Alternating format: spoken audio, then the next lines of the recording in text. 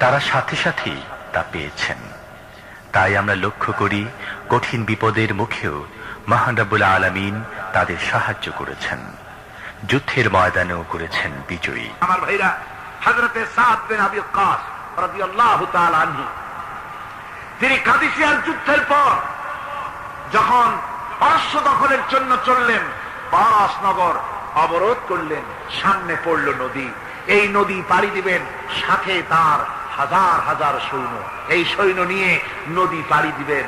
জিজ্ঞেস করলেন সাহাবীদের, তোমরা কি চাও ইসলামের আন্দোলন, ইসলামের জিহাদ, আল্লাহর দ্বীন এখানেই শেষ হয়ে যাক, এটা চাও, না ইসলামের এই কলেমার আওয়াজ নদীর ওপারেও নিয়ে যেতে হবে, অথচ আমাদের কাছে কোনো পারাপারের কোনো নৌকা নাই, কি করতে চাও? সাহাবীরা বললেন, আমরা আপনার অর্ডার ফলো করব, আমরা এই নদীর ওপারে গিয়েও কালেমার পতাকাকে উড্ডীন করতে চাই, কালেমার শশীতল ছায়াতলে গোটা দুনিয়াকে আনতে চাই।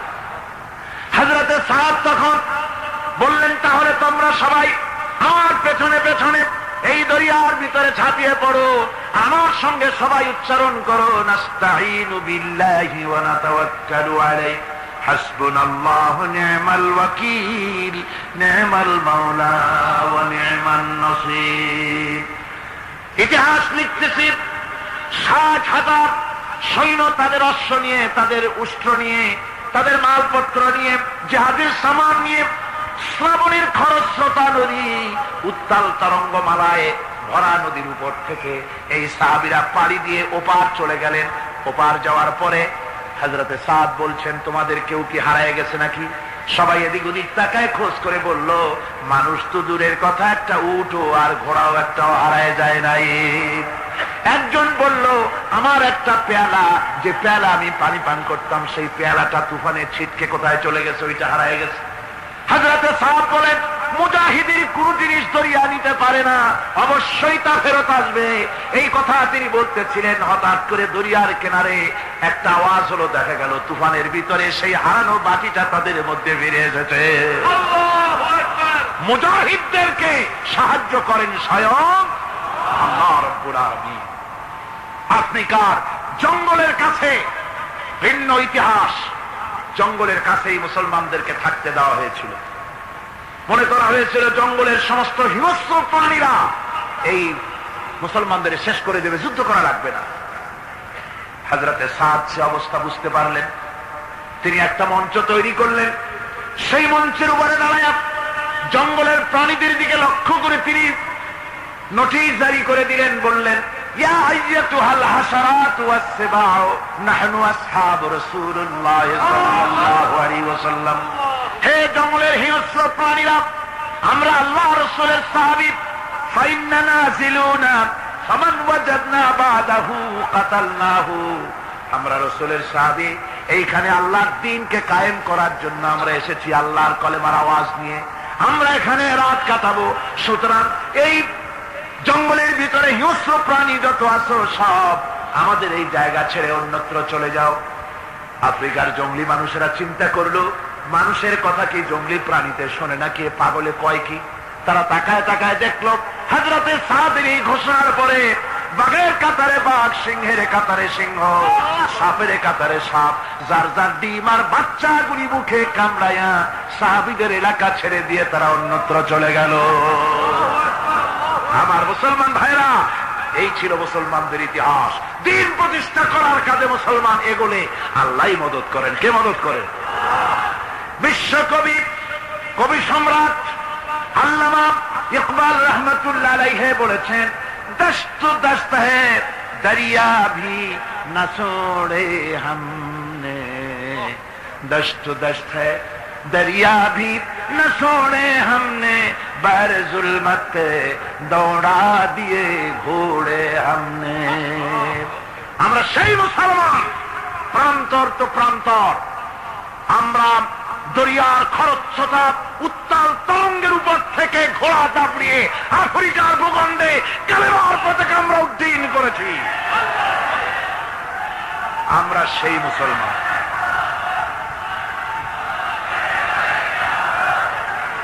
একটুখানি জিকির করেন, লা ইলাহা ইল্লাল্লাহ, লা ইলাহা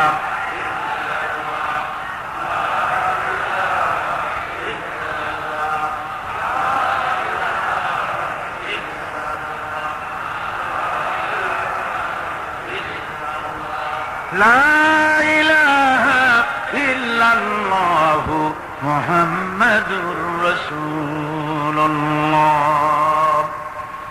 সমুদ্রের ঢেউকে, দাসলা নদীর ঢেউকে আল্লামা ইকবাল স্মরণ করায় দিচ্ছেন। ও দরিয়ার ঢেউ, ऐ मौज जजला तू भी पहचानती है हमको, अब तक है तेरा दरिया अफसाना हमारा।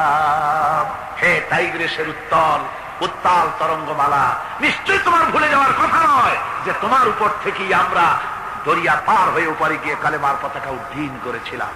আমরা সেই মুসলমান, আজ ইসলামী চেতনা হারায়া আমরা আজকে দুনিয়ার মধ্যে সবচাইতে লাঞ্ছিত, পদদলিত, হেয় প্রতিপন্ন জাতিতে পরিণত হয়েছি।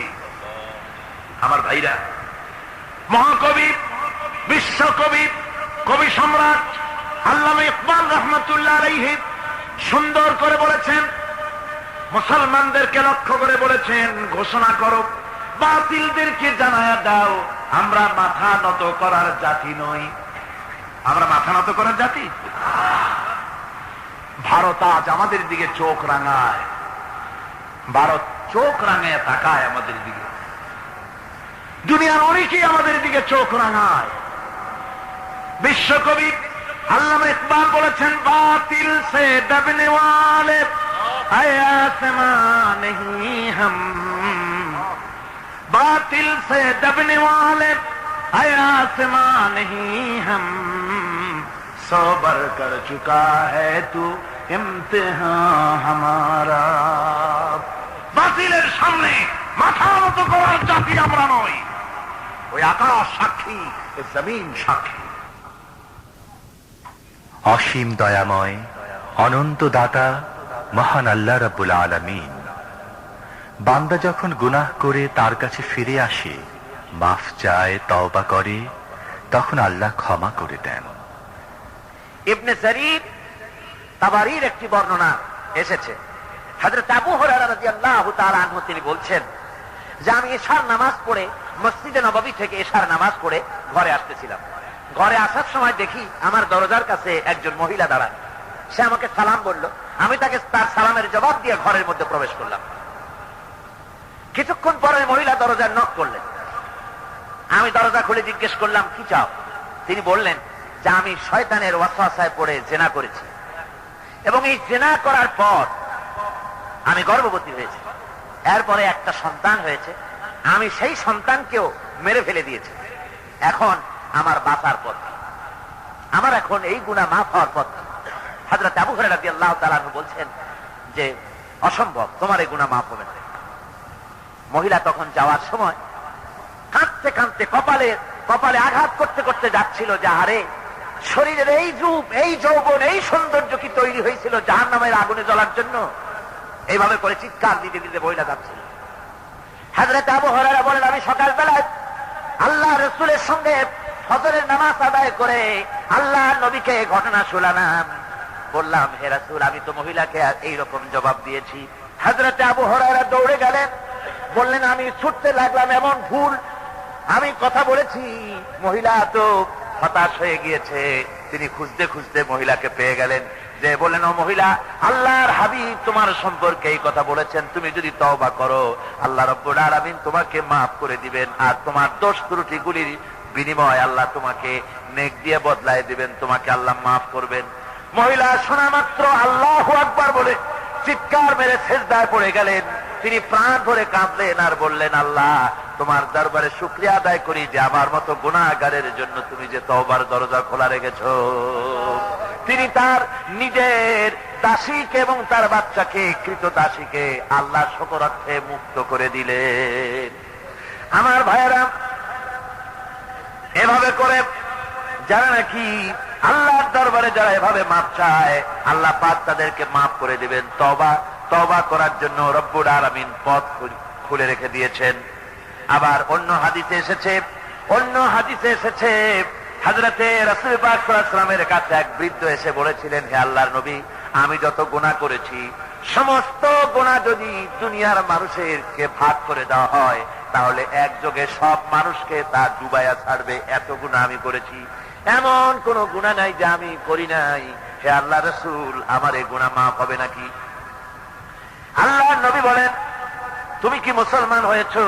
লোকটি বলল, হুজুর আমি মুসলমান হয়ে গেছি। আশহাদু আল্লা ইলাহা ইল্লাল্লাহু ওয়াহদাহু লা শারীকা লাহু ওয়া আশহাদু আন্না মুহাম্মাদান আবদুহু ওয়া রাসূলুহু। পড়েন সবাই, আশহাদু আল্লা।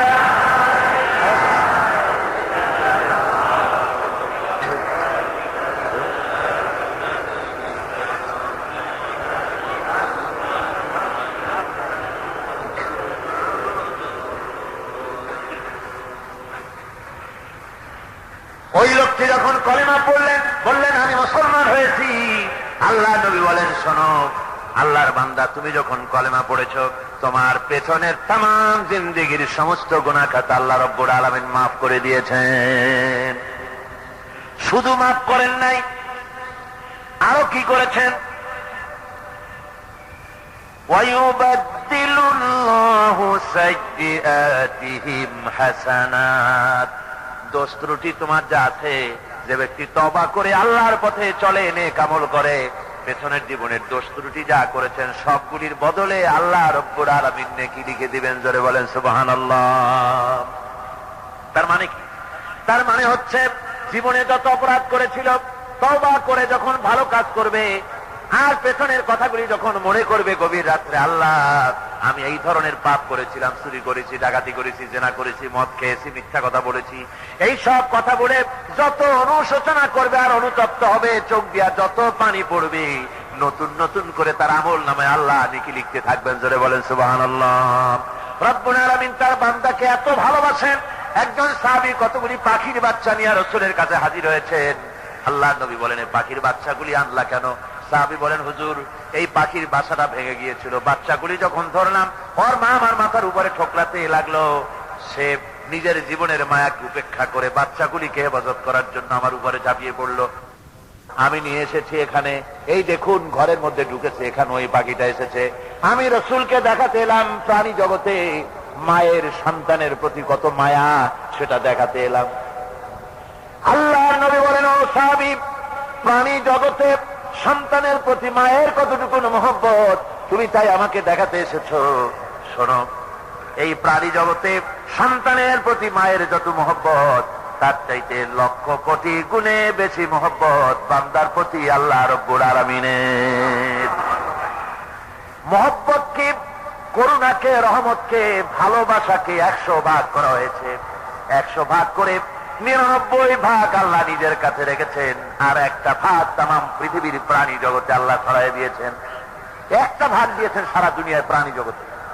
সেই একটা ভাগে এই শত সহস্র কোটি প্রাণীর মধ্যে যেটুকুন আমরা পাইছি, এতটুকুন মহব্বতে সন্তানের জন্য কলিজায়, সন্তানের কোনো অকল্যাণ হলে কলিজায় পানি থাকে না, সন্তানের কোনো অসুবিধা হলে বা মা বাপের কষ্ট হলে বা কারো কোনো কষ্ট হলে আমরা এই ধরনের আমাদের অবস্থা সৃষ্টি হয়ে যায়। এক ভাগ তামাম পৃথিবীর সমস্ত প্রাণী জগতে ছড়ায় দেওয়ার পর আমাদের অবস্থা যদি এই হয়, তাহলে 99 ভাগ রহমত যার কাছে, বান্দার প্রতি তার মহব্বত কতখানি। আমার বন্ধুগণ, রাসূল পাক সাল্লাল্লাহু আলাইহি ওয়াসাল্লাম বলেছেন, ও সাহাবীরা, একজন লোক উটের পৃষ্ঠে যাচ্ছিল কোথাও, উটের পৃষ্ঠে তার খাবার আছে, পানিও আছে, যেতে যেতে মরুদ্যানের মধ্যে সে বিশ্রাম করলো। ঘুমের থেকে থেকে দেখে উট নাই, খাবার নাই, পানিও নাই, বড় লোকটা কেমন পেরেশান হয়। সাহাবীরা বলেন, হুজুর উট হচ্ছে মরুভূমির জাহাজ, উট হারায় গেছে, টাকা পয়সা যা ছিল, খাদ্য খাবার ছিল, সব চলে গেছে, এর থেকে পেরেশানি তো আর কিছুই হয় না। হুজুর বলেন, লোকটা খানিকক্ষণ চিন্তা ভাবনা করতে করতে কিছুক্ষণ পর দেখলো উট ফিরে এসেছে, সমস্ত টাকা তার ওই খাদ্য আর পানিও নিয়ে হাজির হয়ে গেছে। বলো কেমন খুশি হয়? হুজুর, হযরত সাহাবীরা বলেন, হুজুর এর থেকে খুশি আর কি হতে পারে, লোকটার দিল তো ভরে যাবে। আল্লাহর নবী বলেন, ও সাহাবীরা, কোন বান্দা যদি আল্লাহ থেকে নাফরমান হয়ে যায়, নামাজ ছেড়ে দেয়, জিনা ব্যভিচার বদমাশি নাফরমানিতে যদি যখন লিপ্ত হয়ে যায়, উঠারা ব্যক্তি উট পাওয়ার জন্য যেমন পেরেশানি বোধ করে, আল্লাহ রাব্বুল আলামিন তার ওই নাফরমান বান্দার জন্য, আল্লাহ রাব্বুল আলামিন ফিরে আসার জন্য আল্লাহ রাব্বুল আলামিন চান। বান্দা যখন নাফরমান বান্দা নিজের গুনাহ বুঝতে পেরে যখন সেজদায় পড়ে গিয়া কাঁদে, রব্বুল আলামিন আমার গুনাহ মাফ করে দাও, এইভাবে যখন কাঁদতে থাকে, রব্বুল আলামিন আল্লাহর হাবিব বলেন উঠা ব্যক্তি উঠ ফেলে পড়ে, ওই ব্যক্তি যত খুশি হন। কোন নাফরমান বান্দা যখন সেজদায় পড়ে যায়, আল্লাহ রব্বুল আলামিন এর চাইতে লক্ষ কোটি গুণে বেশি খুশি হয়ে যান। কোরআনের আয়াত শুনে কাফেরা বারবার বিস্মিত হয়েছে, যেমন বিস্মিত হয়েছিলেন হযরত ওমর রাদিয়াল্লাহু তাআলা আনহু ইসলাম গ্রহণ করার পূর্বে। এভাবেই অনেকে শুধুমাত্র কোরআন শুনে ইসলামের দাওয়াত কবুল করেছিলেন। কাফির বেঈমানেরা তারা রাসূল পাক সাল্লাল্লাহু আলাইহি ওয়াসাল্লামের মুখে তেলাওয়াত শুনে তারা বলতে লাগলো যে মুহাম্মদ সাল্লাল্লাহু আলাইহি ওয়াসাল্লাম বোধহয় কবি হয়ে গেছেন। কবি না হলে পরে এমন সুন্দর করে তিনি কোরআনে কারীমকে মিলিয়ে মিলিয়ে তিনি বলেন কি করে। কোরআন শরীফের রচনা শৈলী, কোরআনের বাচন ভঙ্গি, কোরআনের যে লালিত্য, এর যে মাধুর্য, এর যে বর্ণনার গাম্ভীর্য, এরা মানুষকে মোহমুগ্ধ করে, মানুষকে তার চিত্তকে আকৃষ্ট করে, মানুষ মুগ্ধ হয়ে যায়। যে কোরআন বোঝে না, শুধু তেলাওয়াত শোনে, তেলাওয়াত যদি খুব সুন্দর হয়, কোরআন বোঝে না এমন লোকও চোখ থেকে পানি গড়াতে দেখেছি। সুবহানাল্লাহ বিহামদি, যেহেতু এটা আল্লাহর কালাম। তাই ওরা মনে করল যে মুহাম্মদ সাল্লাল্লাহু আলাইহি ওয়াসাল্লাম কবি হয়ে গেছে। যেমন হযরত ওমর ফারুক রাদিয়াল্লাহু তাআলা আনহু, তিনি রাসূল পাক সাল্লাল্লাহু আলাইহি ওয়াসাল্লামের পেছনে ঘুরতেছিলেন, হুজুরকে কোথাও পেলে পরে হুজুরকে নির্যাতন করবে। তিনি তখনও কুফরি হালতে ছিলেন। হযরত ওমর বলছেন যে আমি দেখলাম আল্লাহর নবী হারাম শরীফের ভেতরে প্রবেশ করে তিনি নামাজ পড়া শুরু করেছেন। আমি ভাবলাম নামাজটা শেষ হয়ে যাক, তারপরে যা হয় করব। পেছনে দাঁড়িয়ে আছি, শুনলাম তিনি পড়তেছেন, তেলাওয়াত করতেছেন। তেলাওয়াত শুনে শুনে আমি খুব অবাক হয়ে গেলাম। আমি ভাবলাম যে এটা কি কোনো জেন শিখায় দিচ্ছে, না এটা কি, জিনিসটা কি, কোন জেনের কথা নাকি, বিষয়টা কি, এত সুন্দর ভালো লাগে শুনতে।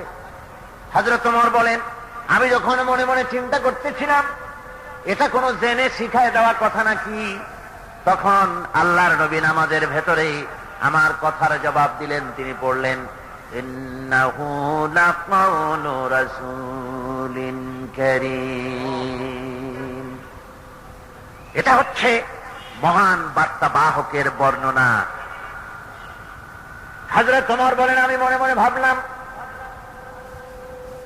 মুহাম্মদ সাল্লাল্লাহু আলাইহি ওয়াসাল্লাম নিশ্চয়ই কবি হয়েছেন, নইলে এত সুন্দর করে মিলিয়ে মিলিয়ে বলেন কি করে।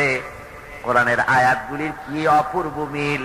আপনারা কোরআন যদি পড়েন দেখবেন, কোরআন শরীফ যদি আপনি তাড়াতাড়ি করে পড়েন, মনে হবে আপনি যেন কোনো প্রবন্ধ, কোনো গদ্য পড়তেছেন।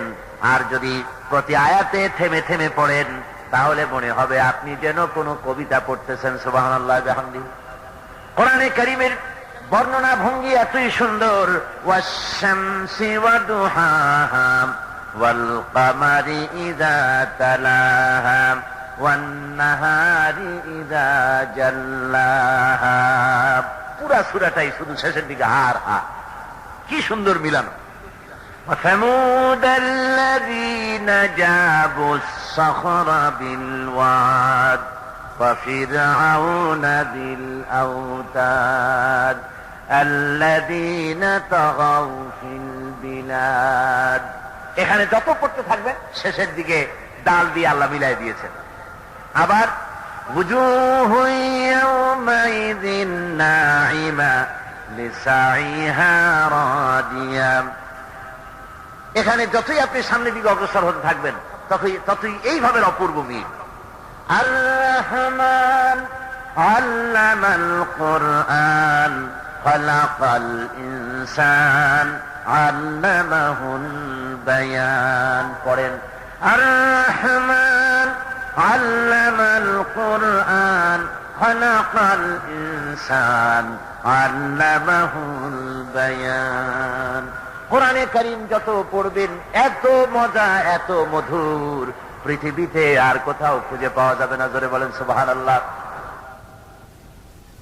হযরত আবু হুরায়রা রাদিয়াল্লাহু তাআলা আনহু অত্যন্ত পেরেশান, কেননা তার মা ইসলাম কবুল করেননি।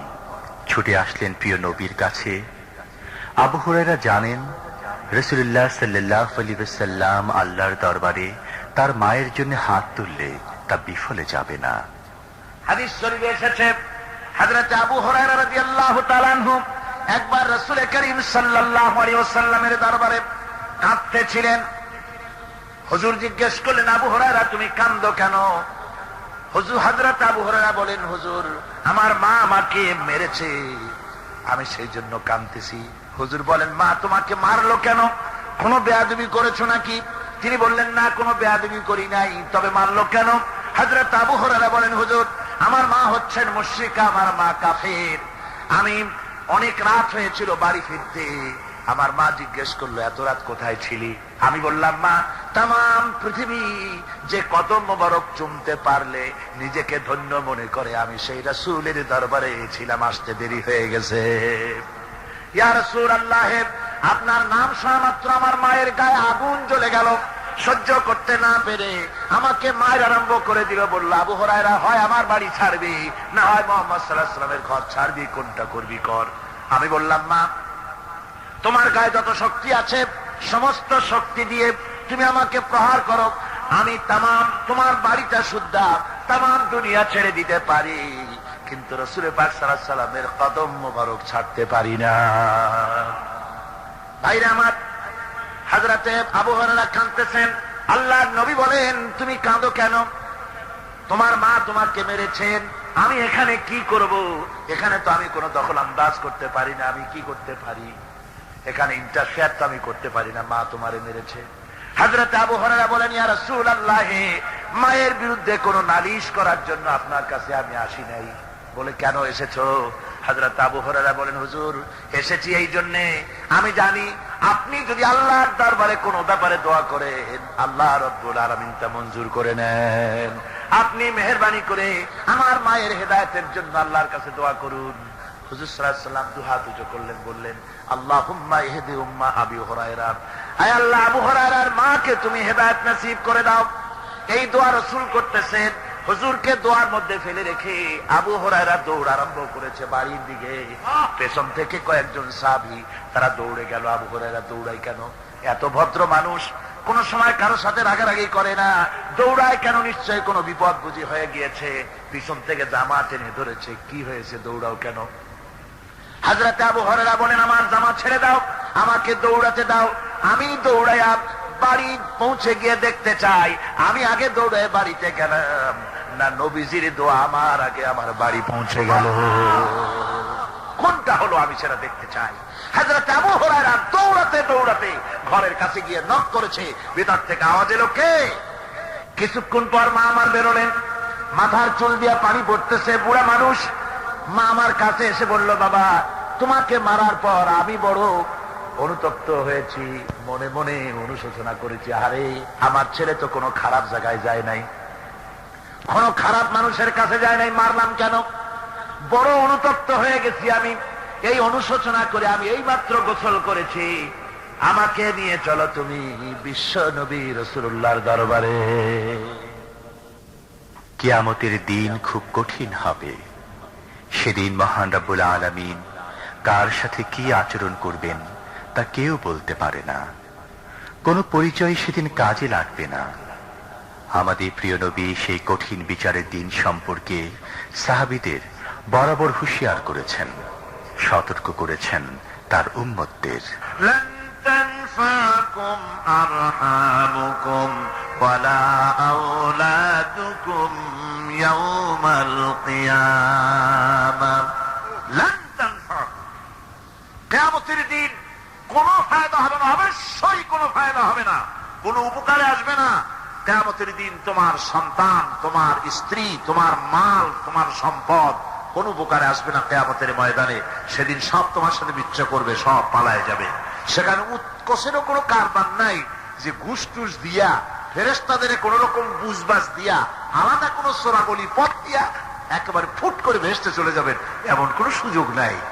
অনেকে বলে, হুজুর এমন কিছু দোয়া শিখায় দেন যাতে ওই সব জেহাদ বোমা এগুলি খুব ভয় পায়, ওসব রাস্তা টাস্তা না, খুব সহজে কিছু দোয়া দুরূদ করিয়া আস্তে করে জান্নাতে চলে যাওয়া যায়, এরকম একটা দোয়া, এরকম একটা পথ বলে দেন।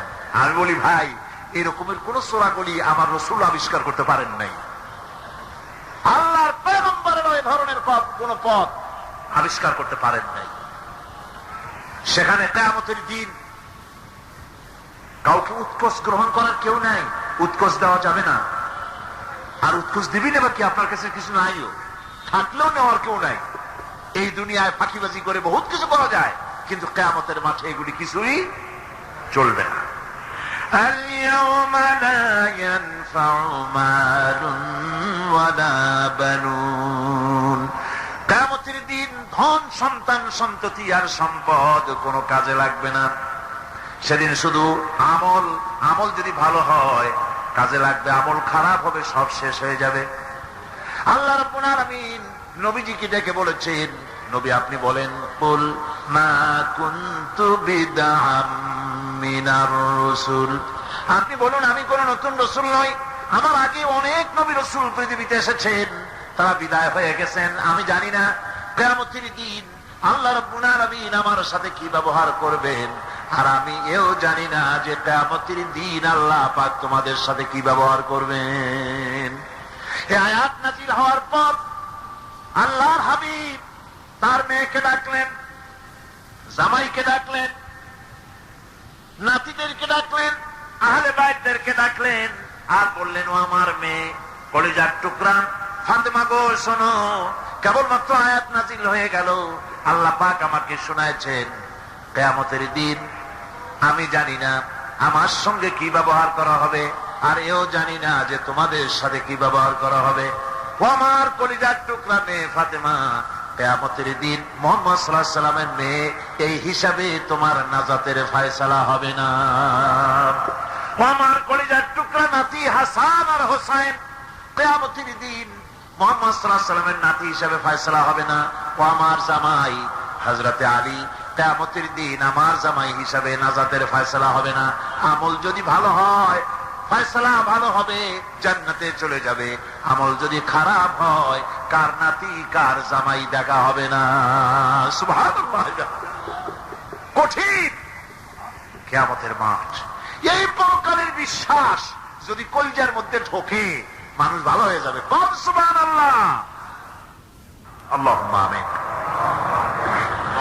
ربنا ظلمنا أنفسنا وإن لم تغفر لنا وترحمنا لنكونن من الخاسرين سبحانك اللهم وبحمدك ونستغفرك ونتوب إليك ونشهد أن لا إله إلا الله وحده لا شريك له ونشهد أن محمدا عبده ورسوله اللهم اجعلنا من التوابين اللهم اجعلنا من المتطهرين اللهم اجعلنا من عبادك الصالحين اللهم اجعلنا من الذين لا خوف عليهم ولا هم يحزنون হে আল্লাহ রাব্বুল আলামিন, শীতের এই রাতে গভীর রাত পর্যন্ত তোমার বান্দা বান্দিরা কোরআনে কারীমের মাহফিলে হাজিরা দিয়েছে। আয় আল্লাহ, কোরআনে কারীমের বরকতে জাহান্নামের আগুন আমাদের জন্য হারাম বানায়া দাও রব্বুল আলামিন।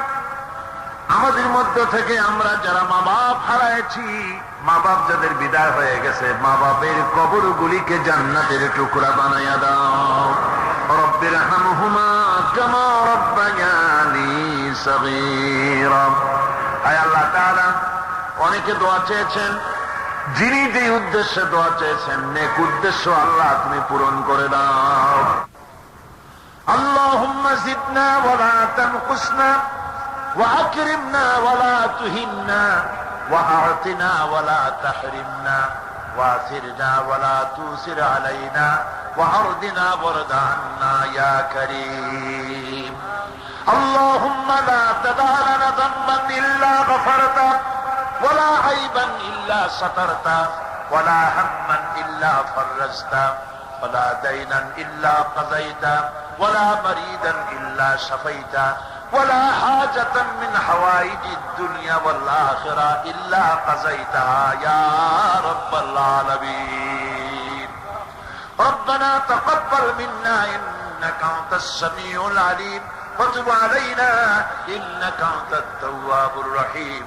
سبحان ربك رب العزة عما يصفون وسلام على المرسلين الحمد لله رب العالمين. واجعل آخر كلمتنا عند الموت لا إله إلا الله محمد رسول الله. السلام عليكم.